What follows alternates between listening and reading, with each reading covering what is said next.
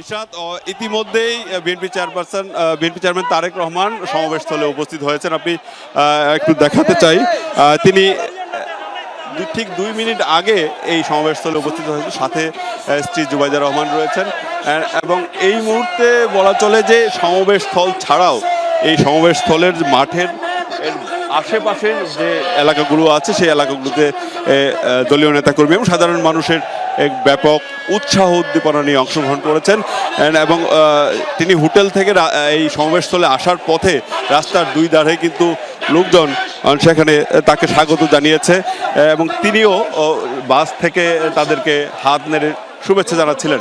এই মুহূর্তে তিনি এখানে পৌঁছেছেন। মূলত এটি যেহেতু আগামী নির্বাচনের যে আনুষ্ঠানিক প্রচারণা, যেটা বিএনপির ধানের শীষের পক্ষে যে প্রচারণা, সেই প্রচারণা এই জনসভার মাঠ থেকে শুরু করবেন। যদিও তিনি এর আগেই গতকাল রাতেই মাজার জিয়ারত শেষে আনুষ্ঠানিক প্রচারণার ঘোষণা দিয়েছেন নিজের শ্বশুর বাড়ি থেকে গভীর রাতে।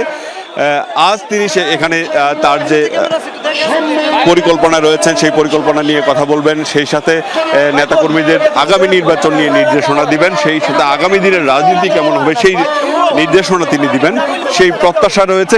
সেই সাথে সিলেটবাসীর বেশ কিছু প্রত্যাশা রয়েছে। সিলেটের উন্নয়নে কি প্রতিশ্রুতি দেন সেই কারণে সিলেটের মানুষ এখানে উপস্থিত হয়েছেন।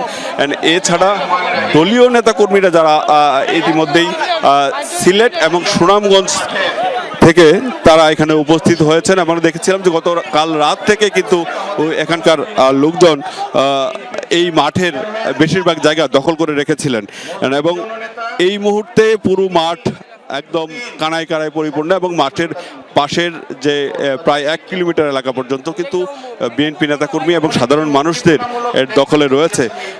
ব্যাপক নিরাপত্তা ব্যবস্থা রয়েছে, সেই সাথে বিএনপির যারা স্বেচ্ছাসেবক আছে তারাও রয়েছেন।